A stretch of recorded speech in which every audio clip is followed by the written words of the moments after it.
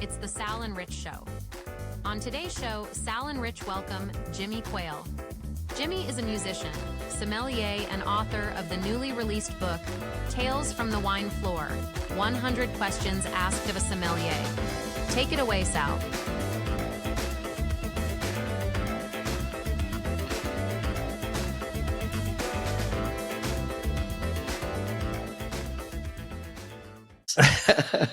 Well, it's good to be here. How's everybody? Hi, Sal. Hey, buddy. How are you? See you. I'm great, man. From North Carolina, outside of Charlotte. You've got a daughter where? I do. Near Cary?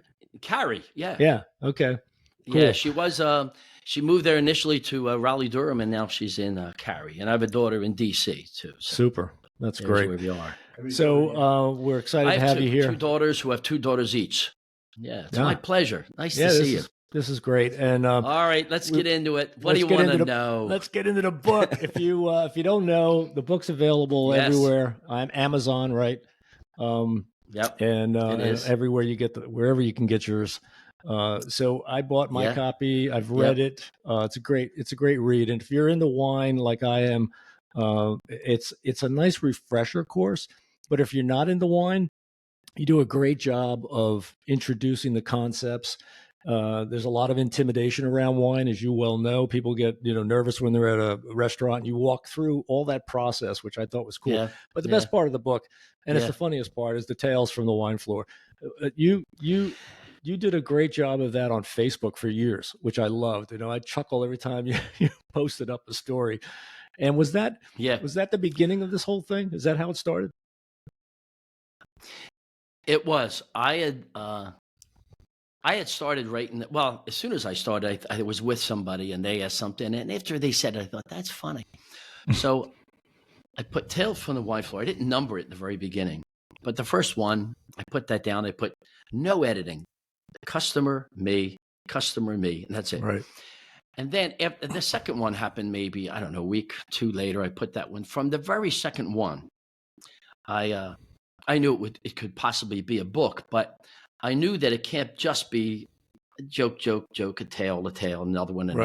There had to be more to it. So then I thought, well, all right, maybe I can write it down in a way. What were they trying to ask? It was funny the way they asked, but what were they trying to ask? Or just expand on what they were asking about, that maybe was enough. So I knew it was going to be a book, literally the second one. Mm-hmm. I didn't know it was going to take 8 years, but I knew it could be a book.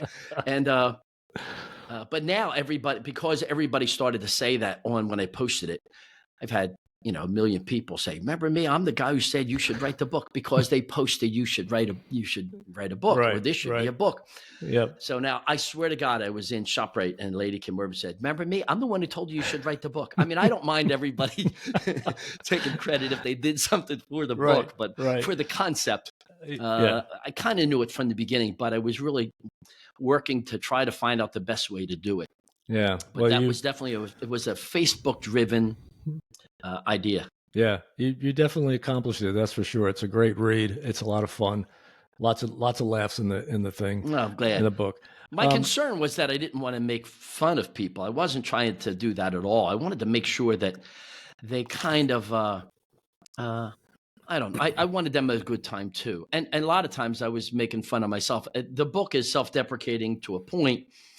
When they ask something that I just think is funny, I didn't come back at them. It was never an argument with people. Right. And more times than not, it was just making fun of. A lot of times, it was just making fun of the wine.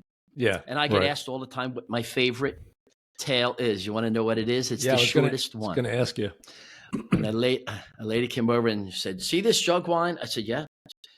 "Well, how long will this last before I have to dump it out?" I said, "I think you should dump it out as soon as you open it." Well, she looked at me for the longest time before she even smiled. We used 42 of the tales of the 100. The subtitles, 100 questions asked of a Somm. And that's the 100 questions back and forth that I thought people should know the answers to. How much you need for a party or a wedding? What does this mean? What's kosher wine? What is an orange wine? What is a pet nat? What is this? All these questions. Right. Yep. And that they had nothing to do with the tales necessarily. They used 42 of the 100 tales. So there's other ones, but I picked the best ones I thought matched the questions and answers. Yeah. So the layout of the book was a big headache. Although I didn't do it, I know that from the publisher that it was a mess, because we didn't want to get it so cluttered. You have the tales, then you have the questions, and then you have the drawings by my friend John O'Brien. There's illustrations, and that was the game changer when John O'Brien came into the process. So when you decided to write the book, right? Did you approach the publisher first? Did they approach you, or you just ran with it? God, where do you hear this process? I mean, this is so insane. The idea that I can understand why people self-publish. It's just too damn hard. Right. You have to find an agent who is going to pitch it to the publisher. And because a publisher will not take unsolicited material. Sometimes they'll say you can submit it online, but it goes into a slush pile. They're inundated, all these agents. And now, if you don't have 100,000 Instagram followers, the odds of you even getting an agent or a publisher is slim. They're not doing it based on that they love the book. They're not even going to read the book. So much so that if you were to send your PDF to a publisher, they're not opening that. They will not open it, because say that they turned it down and 2 years later they pick up a book that had some kind of theme like that, and you go back and sue them. Remember, you didn't take my book, but then you used it somewhere else. So they will tell you, we are not opening the PDF. So what you have to do is send them in the email field, who you are, what the book is about, maybe a sample. That goes to the agent, not to the publisher. The publisher will completely just not open it at all. And most of the agents won't open it at all. Just to find an agent is hard. So you have to write what's called a query letter. And a query letter has to have a whole lot more of what the book is about, who you are, why are you the person to write the book. And then they will respond and say, okay, send me the full manuscript, even if it's not done. That might happen. Okay, give an example of how hard this is. Each query letter has got to be, it can't be boilerplate. They'll just delete that right away. You have to say, the reason why I'm contacting you is because you handled this book, which was a favorite of mine, or you are a lover of wine or something. There has to be a connection as to why you picked it. So you have to do research about a query letter and find out which agent might be best for you. You can't just have any agent. And they have to maybe have an agent that has handled books like yours. If they only handle books from grade school or a children's book, they're not picking a wine book. Don't even send it to them. So you have to find out what agent maybe handles your kind of stuff. All right. So Jimmy, did somebody help Each you with that? Each query letter took me a week and a half. Did somebody help you with the query? Did somebody help you with the query letter, or you just did it on your own? No. Okay. No. You just have to go with what you think to describe what you do. Right. But it took me about a week to a week and a half to narrow down what agent might be interested in this, and then make it personal to them, and then send it out. Okay. Wow. I sent 82 query letters and had 5 agents respond. The question I asked is, okay. The question I asked is how long it took to do the whole query process. Yeah. A year and a half to do that. Wow. And 6 years to write the book. Now I'm 7 years in and don't have a publisher. It's bizarre that it can take this long. I understand why people self-publish. The reason not to self-publish, though, you won't get distribution. You won't get reviewed. I mean, you'll sell 200 to your family and friends, and it might end there. Right. And I just thought after this much time, I wanted the damn thing out. Yeah. So I kept going. All right. The story about the agent is the big story of the book, or how crazy I am. I found a publisher. I found an agent, and he was in a very big agency in New York. I'm not going to name these names because it didn't turn out well with this gentleman. I liked him. It was a big deal when they contacted me. And God, let me see how much I can say without, I don't want to insult anybody, actually. I got an agent, and then the agent contacted me and said, I can't sell the book, Jim. I'm sorry. Now, after I went through, you have to send now a proposal. First, you get the agent. Then you have to do a proposal that the agent will pitch to the publisher. My proposal was 27,000 words. The book is 53. Oh, my God. Wow. 27,000 words. It has to use all of the other books that are out there and what makes yours unique, and a whole lot more about you, and samples of each chapter. And after 8 months, this agent, who I was over the moon with, contacted me. He said, "I'm sorry, Jim, I can't make it. Let's move on to your next book." And I said, "It took 66 years to write the first book. I'm not going to have time to do this." Let's move on to your next book. Yeah. They Oh literally my said, "Listen," God. and I said, listen, I'm not giving up on the book. I'm just not going to give up on the book. So I tell you what, rather than me to say, what do I do next? How about I just tell me how to fire you? And he was like, what? And I said, well, if you can't sell the book and I'm not giving up on it, I'm going to find somebody else that can sell the book. So I don't want to have a legality problem down the road. I'm going to find a publisher. Are you Right. paying this guy meanwhile? No, Okay. you don't pay a publisher and you don't pay an agent, but Okay. they're making a percentage of you once it's sold. Right. Okay. Right. So I didn't see what's the point in having an agent that can't sell your book as your agent. Right. And they told you as much. Yeah. So I came home after him telling me exactly what to say to end the contract. I sent it back to him. Now I'm depressed is not quite the word, but I'm pissed. And I get home and my wife says to me, wasn't there somebody that asked about the book after you signed with him? And I thought, for the life of me, I didn't remember that. She said, I think somebody did. So now I'm going into junk mail. I'm going into a year and a half earlier and trying to find who said to me this. Well, I found it. And the thing said, the question from this agent was, did you find somebody? And I responded, yes, I did. Thank you so much. And they said, well, good luck, whatever. Yeah. I found out that the agent's name was Jackie Meyer.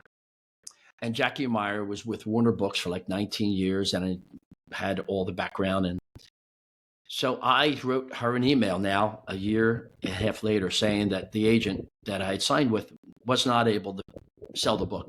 And she put, call me. So I called her and she puts, no effing way. No way could they not sell this book. Send me the proposal that they used. So I sent the proposal. Well, she had a million ideas for what's wrong with this proposal, not what's wrong with the book, not what's wrong with you. The proposal doesn't do what it needs to do. So we start writing a new proposal. Oh, God. Now 3 months goes by. Now we're getting pretty current. This was only last year. 3 months goes by, and then she says, find out from your previous agent who they pitched it to, because she didn't want to pitch it to them again. So I got the list. I sent it to her. She stayed away from that. 3 or 4 more months goes by. I get a text, and she said, are you sitting down? I called her up, and she said, how's it feel to be a published author? Wow. All right, all that What a was journey. 7 years. Jeez. Good Lord. And then the person, the company, or the publisher is Roman and Littlefield, and they have a million what's called imprints. They're all the little smaller publishers that are under their umbrella. So this is Lions Press. And I eventually get a hold of the publisher and the senior editor. His name is Rick Reinhardt. And Rick Reinhardt's father was Holt Winston and Reinhardt. Whoa. And they did textbooks. Yeah. They were big. Right. That was his father. And this is Rick Reinhardt's father. And his father signed Charles Schultz. Oh, God. It was his idea to do the Peanut Gang. Wow. He loved drawings. He loved cartoons. He likes and knew John O'Brien. Oh, Now, and that's how John that, O'Brien, I'm just going to give you this before you even get to this questions. is crazy. I'm 15 years old. I'm playing in Wildwood, New Jersey. Here, now we bring it back to the Quailes. I'm Right. 15 years old. I'm playing Wildwood, New Jersey. We were playing 6 nights a week.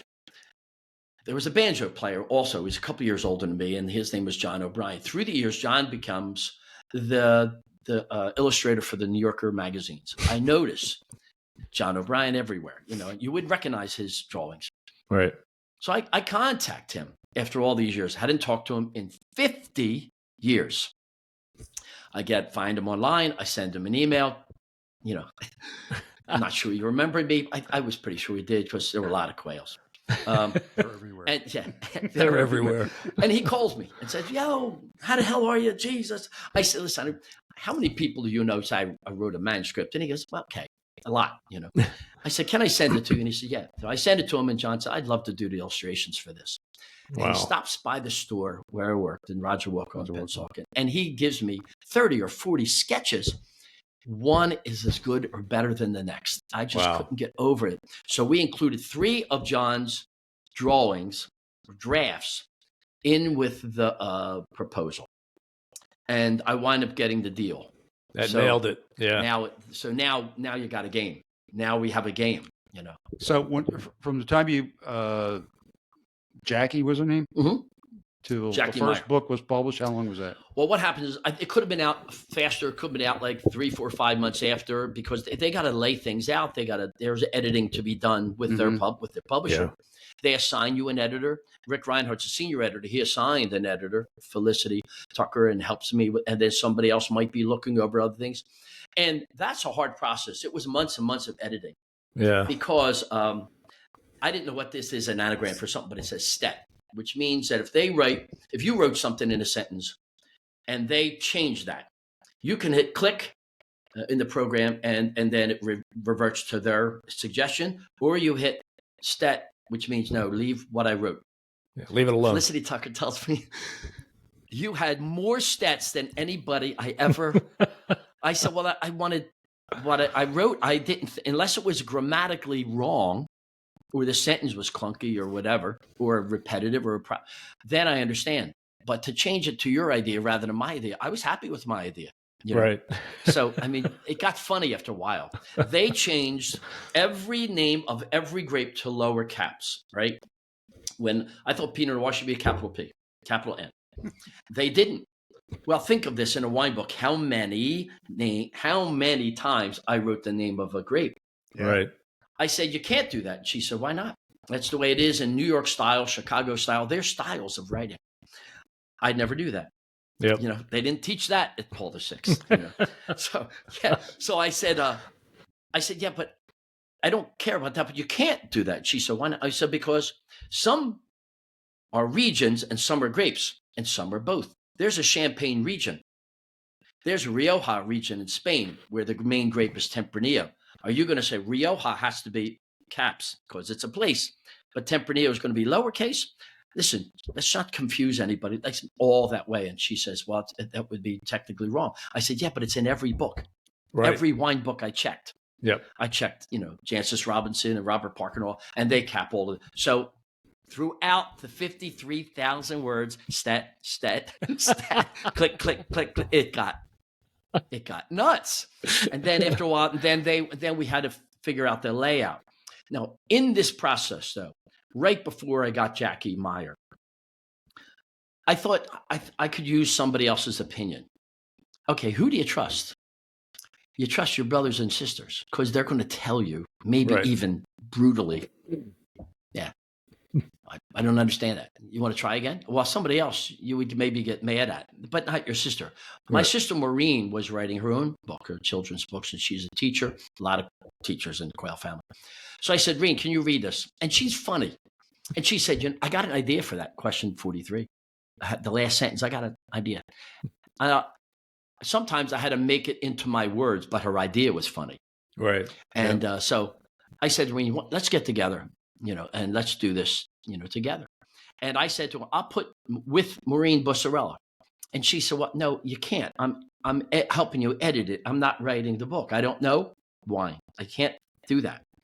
So she's thanked in the very end because she worked a lot. She worked hard at this. Yeah, it's hard work. Yeah, it is. It's a lot of hard work. But Maureen was funny, and she made it funnier. And I wanted to be a funny book without being a joke book. I know that sounds crazy. Yeah. I want it to be humorous in the same way John O'Brien's cartoons or drawings. I think there's a sophisticated humor to that. And I wanted to nail that to the one wine also. So I think you did. And the style of his drawings is so cool, so unique. There you go. You get a chance to see. Yeah, John O'Brien. Yeah. There you go. Yeah. I mean, he's so good and he's so humble and sweet. And okay, so wait a minute. So wait here. So then the publisher sends me, and I like them. I like everybody treats me so nice, but they sent 4 covers, and I didn't like the cover that they had sent, and I sent it to John, and I said, John, what do you think? And he goes, tell him to try again. It's okay. So I said, can we try again? I don't really like the 4. But some people said, okay, I like number 3 of the 4. I'm not. So I said, back and forth. I said to my wife, Janet, I don't know. It looks too generic or something. So I say to John, what do you think? And he goes, let me try. So John made 4 sketches for what would be the cover. And they were all fantastic. So much so that the senior editor for Room Little, for Rick Reinhardt, he sent me an email. He said, game changer, ! Oh, that's great. So then John had to then flesh it out and finished it and make it in color and all this, because nobody gets a hardback book with John O'Brien for their first book. You know? So I couldn't be happier with the way it looks, because even the cover sort of kind of matches the whimsy of the book, if that's the way. Well, it also matches the drawings that are in the book. So you got that consistency from the cover through the book. Yeah. It's just the guy sort of looks like you. You know, the initial sketch, it did. And then when he, filled it out and everything, it got away. And that was good. And everybody asked me, does he hide people that he knows in the crowd? He did. He did? So, and they did have like to Sergeant crop. Pepper's? They did have to crop some of the... Yeah, it does have a Sergeant Peppery kind of feel. It does. But they cropped it, so there's more that went around this. Okay. But they needed to have the dead center where the title is a little bit bigger. So John understood. And I could have said, I don't like it being cropped. You do have to sign off on everything. Oh, yeah. So that's something. The legality of it all. It's a great book. It's doing well, and I think initially it was selling because of the cover was so hip, and then it was selling a lot in pre-orders.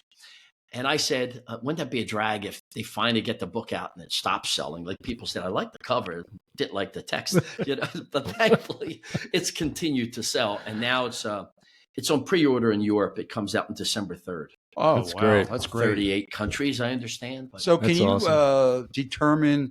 I mean, the Quailes are so big in South Jersey and around here. Your I'm fan famous base, a mile square, Miles well, Square. where are the famous. books? Are the books selling across the United States? They are. They are selling. Yeah. In fact, it's they're in a lot of places right now. Walmart, Target, Barnes and Noble, Hudson News. At the airports. And Yes. That kind of It's probably the perfect airport book. Because you can open it up in anywhere you want. You don't have to read. It's not Small enough. Great. small enough. I was glad that it was a hardback. It'll come out in paperback next year. Do I sound like I know what I'm doing? But I'm literally. They really do. I mean, well, you learned along the way. Listen, it didn't hurt. It didn't hurt to have the Quailes know a lot of people. So that helps. Absolutely. Yeah. It's true. Jimmy, I wanted to ask you this question because I think a lot of people want to know this. So when did the passion for wine start, and how?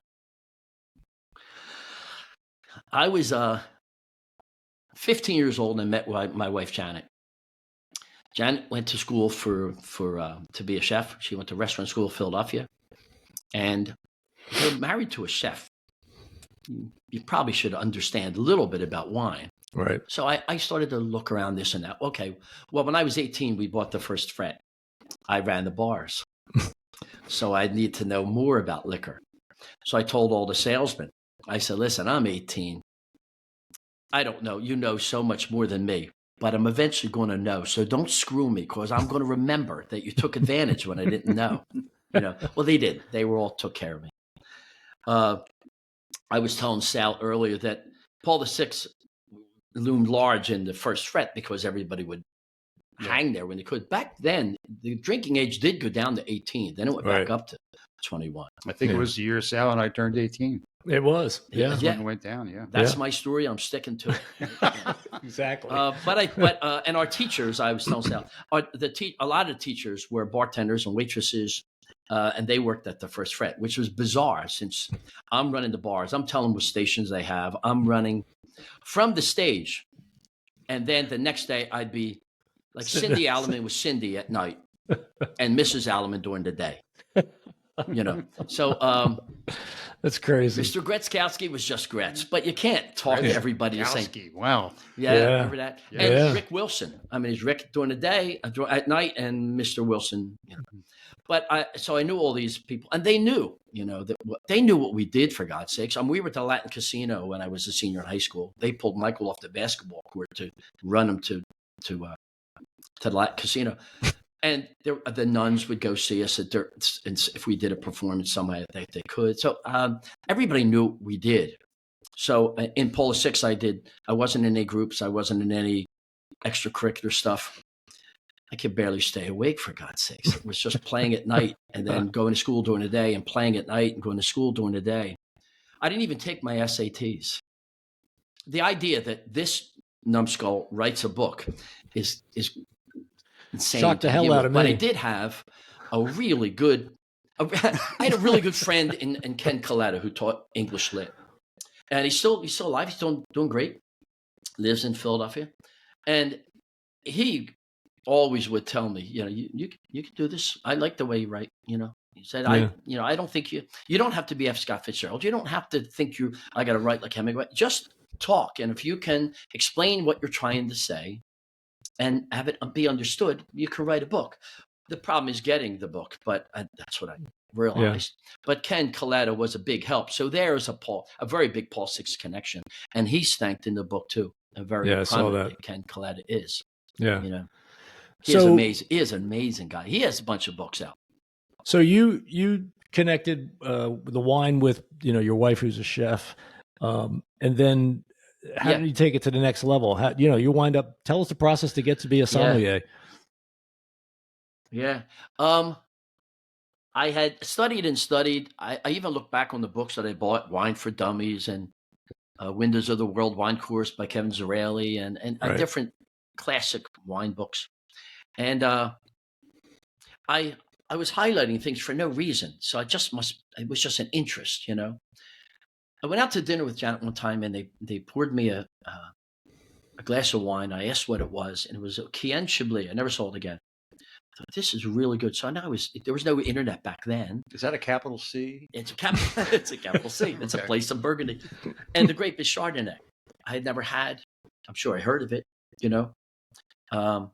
So now I'm going to bookstores to try to find different things. Like I said, you couldn't look it up the way you can now.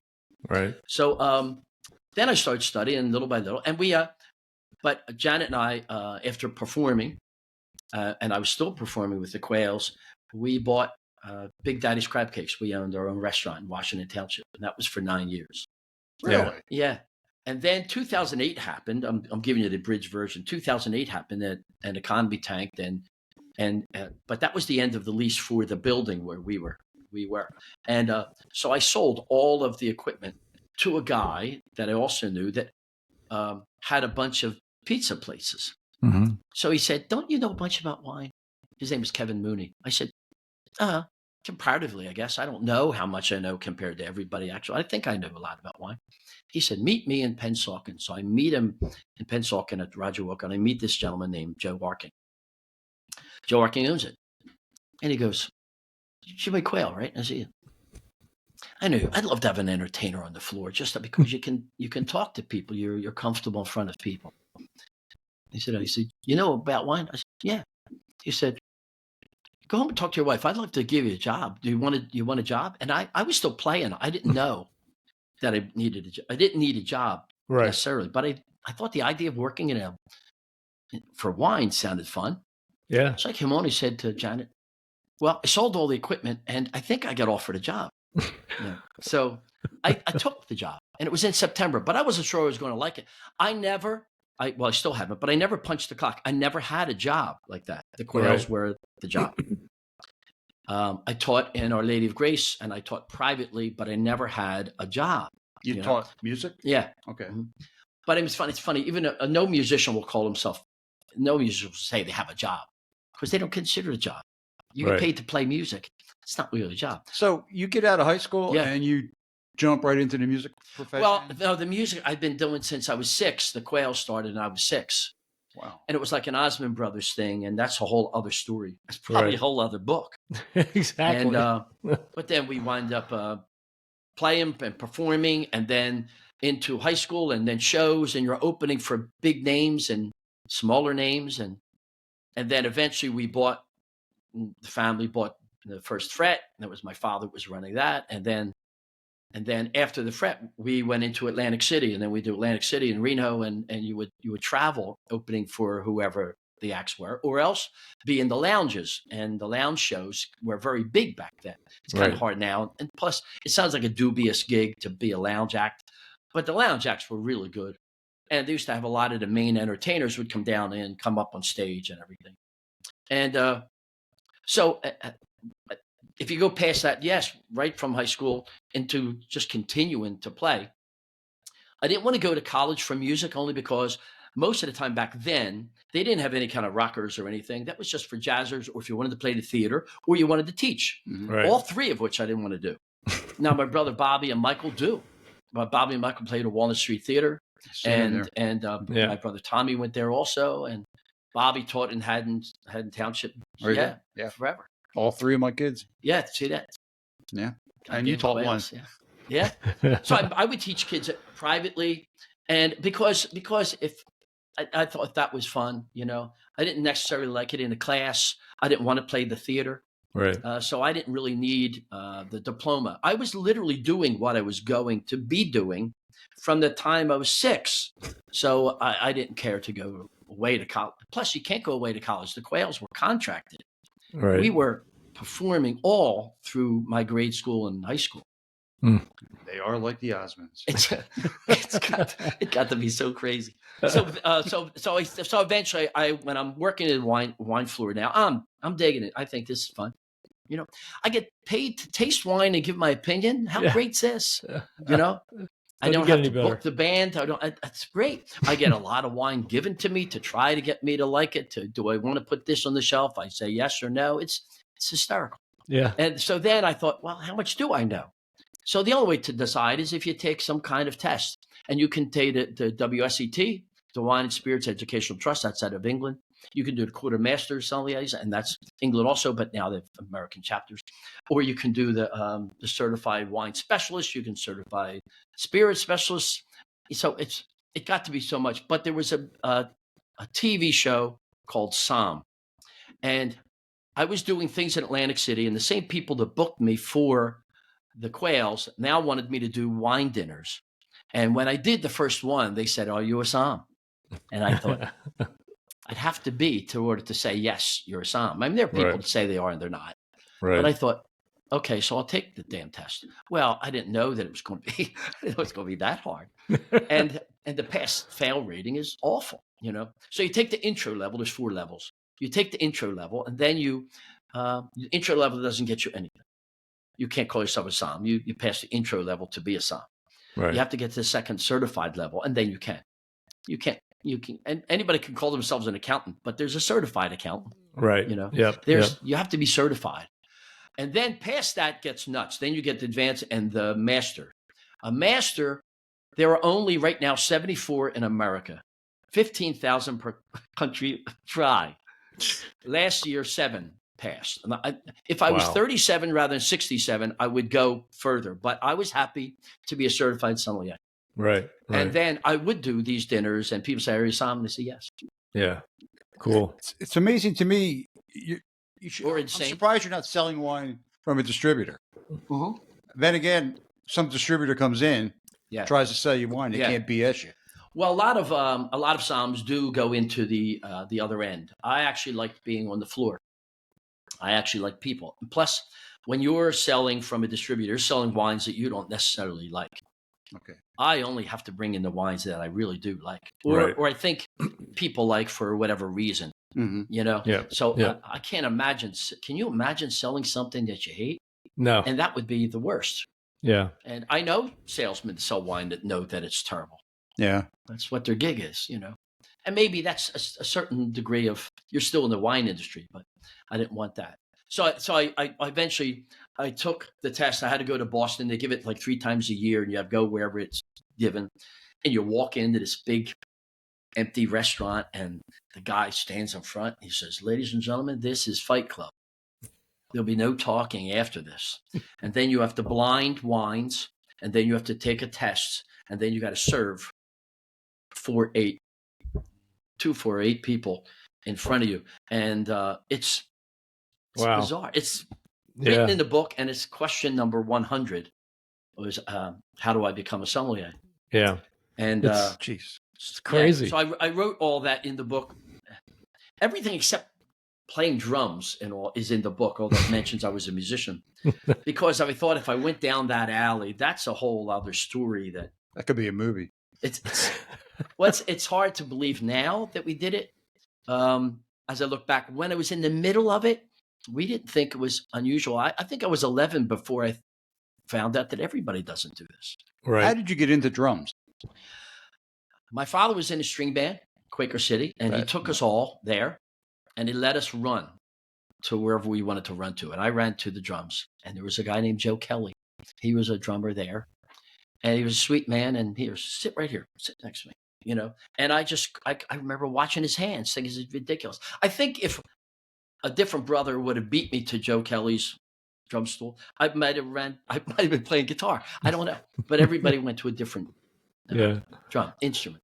And then my father had started to teach us harmony because our TV broke down, and they needed to do something with us. There were 11 of us, and the oldest 6 were the singers, only because I think a couple weren't born yet. I mean, Michael would have been 5. So yeah, there were a couple not born yet. The other one's not able to walk yet. So he would say, "Gene, sing this." And Jeannie would sing it. He'd say, "Bob, can you sing this harmony?" And he'd teach him on the banjo.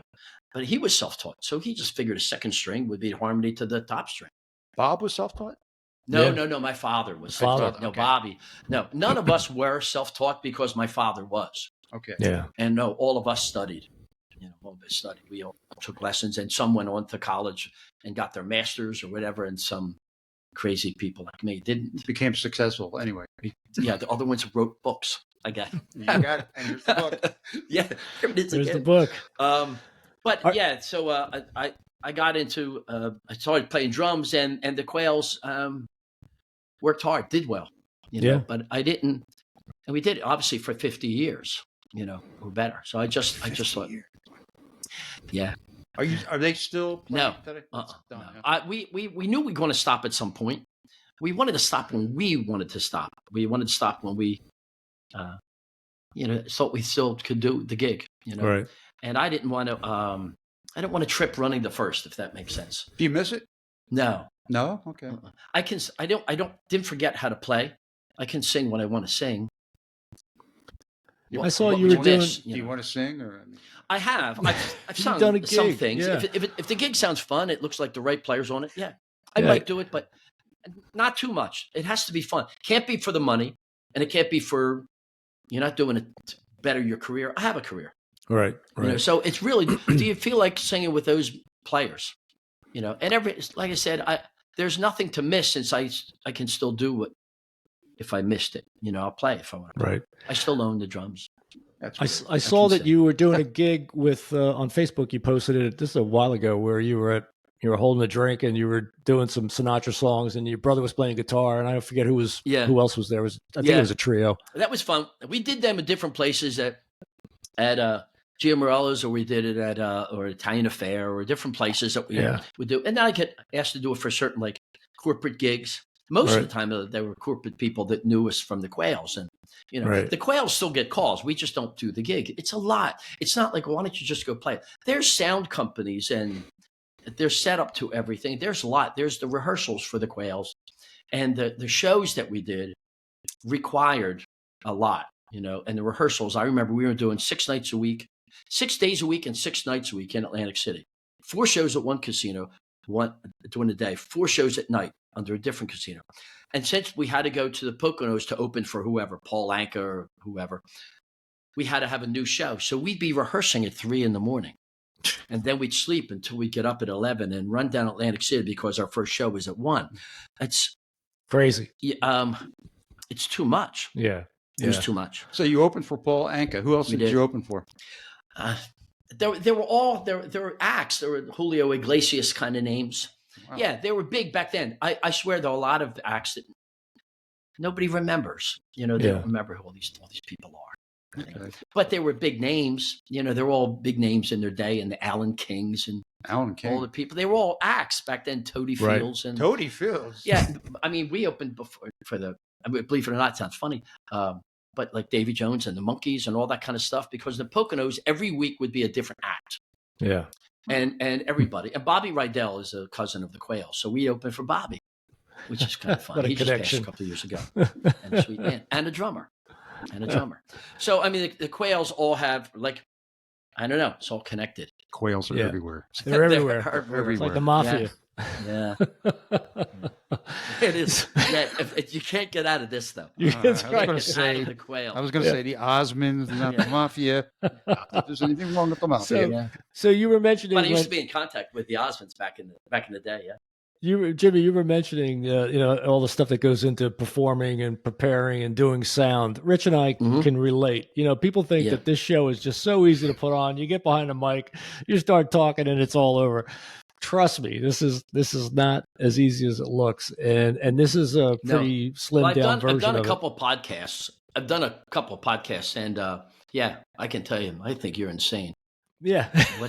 What were you thinking? We love it. Thought does go through our head. Yeah, every once Usually in a while. on the day we record or the day before. Yeah. Well, I think that if I can make a suggestion, you need a glass of wine. You need wine here before you do these. We did that That once. Make it worse or better. depending. Quite honestly, last night Yeah, back and forth. it was a bourbon night. I like that. I like that. People think that I only drink wine. I get asked all the time, do you ever drink, beer? Yeah. Yeah, Sure. right. I mean, the wine pairings and things like that. Wine is interesting anyhow because people, they have it in their own head. It's not that the people working in wine are that pretentious. It's just people put that pretentiousness on them already. Right. You know what I mean? Like the whole book for me was trying to make it accessible to people and say, even if you're a Somm, most Somms, they're just trying to find a wine that you like. It's all, but people don't know how to describe what they like, or they think they need a certain vernacular wine speak or something. You don't. Right. But for the hell of it, I put like geek speak. I saw that. What the word really means. Yeah. I love when that somebody story says that wine's you tell flabby or about something austere. I mean, the story you tell about the Pinot Noir and the cherries, and then the guy thinks there's cherries in the wine. yeah, the people think. Well, some people think. This will be a revelation to somebody, I guess. But they say, they think when the back of the wine, when it says it has flavors of this and this and notes of this and this, that somehow that's added. It's not. It's not added. They can't. It would have to say on the front, mango Moscato, mango flavoring added, but it's not. But when, but there are. Listen, I'll tell you. Here's how you even blind a wine. Blinding a wine is big into all kinds of tests.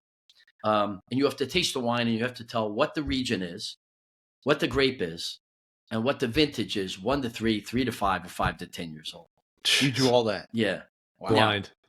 I will tell you, it's not a parlor trick. There are ways for you to divide things up, and you narrow it down until you find out that you can make an educated guess. It's not that you can be 100% all the time, but you can. I mean, if I taste grapefruit, I'm going to think it's a Sauvignon Blanc because that's the telltale note of New Zealand Sauv Blancs.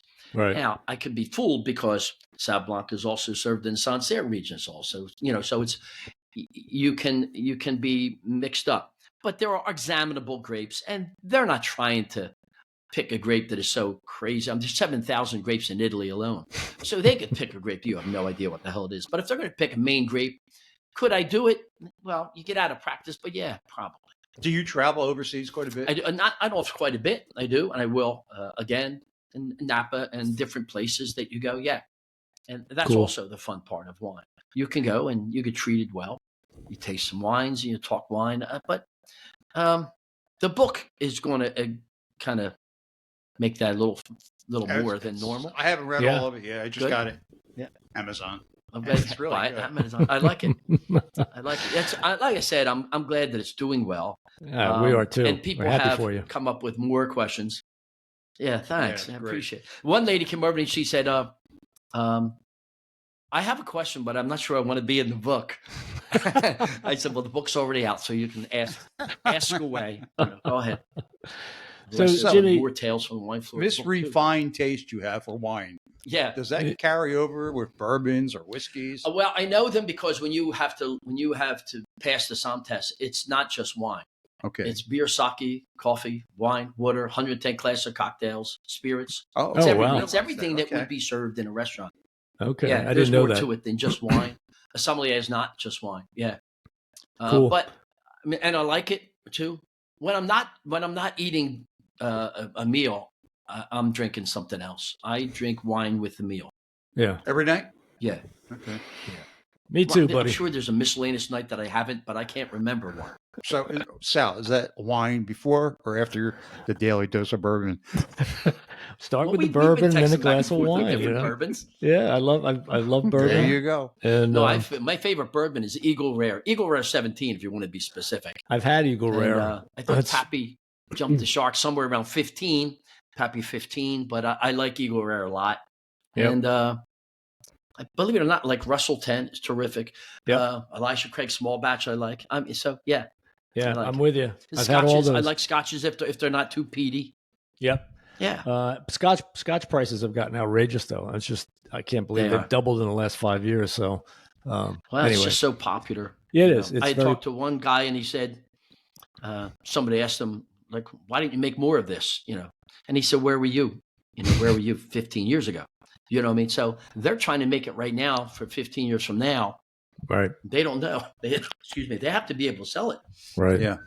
Yeah. So it's a hard call. This generation, though, is drinking more tequila, to be honest, Sal. Yeah, I know. That's what my future son-in-law is a big tequila drinker. Wine is very big still. Yeah. Yeah. Tequila is huge. I think maybe this generation and one above us maybe drank cocktails and scotch. And then Mad Men, the show, made everybody get into cocktails. But martinis. I think where we might drink bourbons, they're drinking tequila, the kids that are young 20s. Yeah. Wow. Crazy. Yeah. So, Jimmy, before we Something leave. I don't really drink often. Yep. Before we wrap up, what's your favorite? I got to ask you this. What's your favorite wine that you of all time? Yeah. Do you have one? It's funny in the book at the last moment when we were editing the book with the editor for Realm of Littlefield, they said there's a couple things that we like, and can you answer questions specifically to you? So there's 20 questions at the very end, and one of them is, what's your favorite wine? And my favorite red is Bordeaux, only because, and I say it not to sound pretentious because I think it does, but Bordeaux is a blend mainly of Cabernet Merlot. The 5 are Cabernet Merlot, Petit Verdot, Malbec, and Cab Franc. And I think it's a classic blend, and they're delicious. And $11, $12, or $13 Bordeaux is fabulous. Right. Just great. Yeah. And it blooms in the glass and gets better. I tell people your last glass is your best glass. And I just love it. Pairs with wine great, or Pinot Noir. Some people say that you start liking wine because of Pinot Noir. You study your whole life. You taste everything you can. And at the end of your life, you're back to Pinot Noir. But my short question, my answer is red is Bordeaux, and white, believe it or not, is Chardonnay, only because it's a chameleon where it's grown, and it's never going to be the same. And I like that. I don't have a go-to wine. When somebody goes to the store and says, oh, there's my wine, my conversation with them is over. Because they're treating it like it's Coca-Cola. They want it to be the same every time, and they can make it that way. Yeah. Believe it or not, to ask whether Apothic Red is better this year than last year, it makes no difference. Yeah. This year's Moscato and last year's Moscato. Yeah, pretty much difference. the same. So I want wine that I'm going to be surprised by. I'm okay if every now and then it wasn't as good as the past year. Right. I'm curious enough. Yeah. So I just like different wines all the time. I love Chenin Blanc. I like Sauv Blanc. If it's not from New Zealand, I don't like grapefruit juice. So there's certain things like that. Yeah. So one more question here. Yeah. Because we know we have to wrap it up. I'm ready. Wine in a box. Mm-hmm. Oh, yeah. Wine in a box is actually getting better. And it's not the wine in a box when we were kids. Okay. Wine in a box years ago did suck. Now it doesn't. Now, the problem is you're not going to find a whole lot of variety there. And you might not find the grape that you like from the region that you like. But is it possible? Sure. and there it's going to be, because they changed the whole process of how to do it, and now it collapses on itself. It's actually a bag in a box that collapses on itself, and you can take a little bit. It makes sense to me, especially for if you're cooking.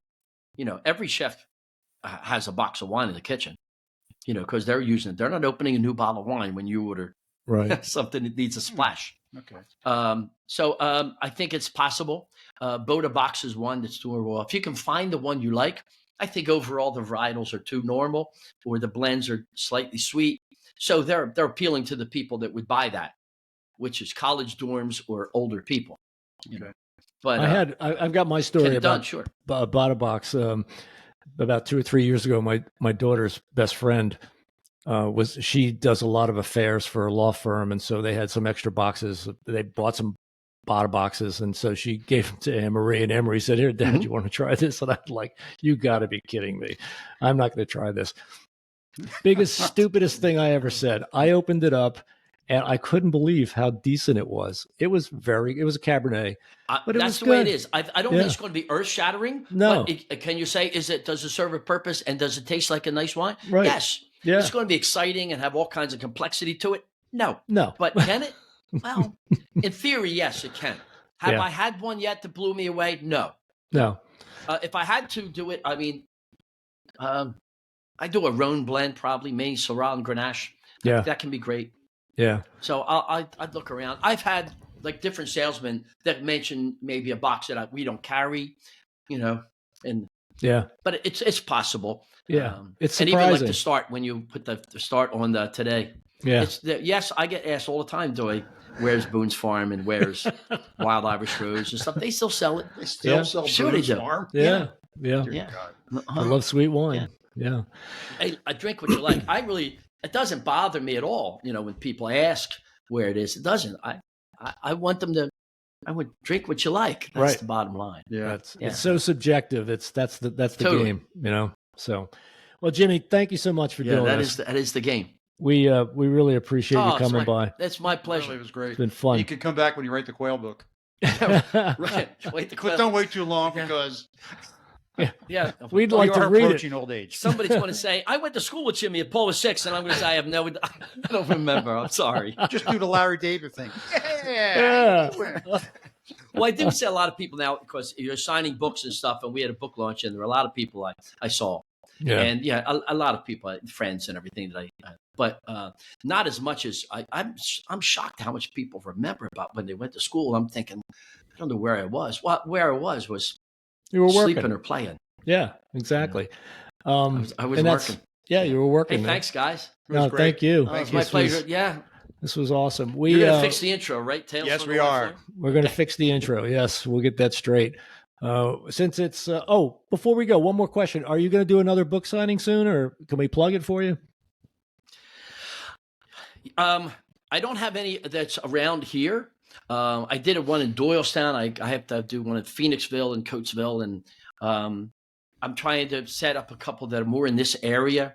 But the publicist for the publisher sets them things up normally, or maybe somebody gets a hold of the distributor and says, is he willing to come to Chicago for this or that? So there's no book tours. Certainly, I mean, if you're a big name, certainly not a first-time author. Right. But I do them. Nothing that I can say right now. And then I'm setting up certain dinners, like wine dinners, because they'll be fun. They're fun. Yeah. And then you introduce each wine paired with each course. And I do them Atlantic City for Caesars, Bally's, and Harrah's. And I think I'm going to do one at Aldo Lamberti right after the first. Oh, nice. But nothing I can.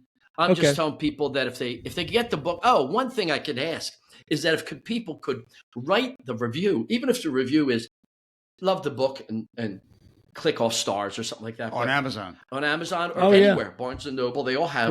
And reviews really matter. They do. Yeah, sure. Everything is reviews now. Okay. They were hoping to get 50 before Christmas. There's 20 now. Oh, I'll get on there. So I think it's probably doable guaranteed. Absolutely, yeah. Well, thank you very much. Thank you, guys. Thank you. Good seeing you, my friend. We always end the show with a song, and since Christmas is coming up, I thought this would be appropriate. Oh man, this is the perfect one. The great Nat King Cole. Yeah. Written by Mel Torme. That's right. Take care. Chestnuts roasting on an open fire, Jack Frost nipping at your nose, Yuletide carols being sung by a choir, and folks dressed up like Eskimos. Everybody knows a turkey and some mistletoe help to make the season bright. Tiny tots with their eyes all aglow will find it hard to sleep tonight. They know that Santa's on his way. He's loaded lots of toys and goodies on his sleigh, and every mother's child is gonna spy to see if reindeer really know how to fly. And so I'm offering this simple phrase to kids from 1 to 92. Although it's been said many times, many ways, Merry Christmas to you.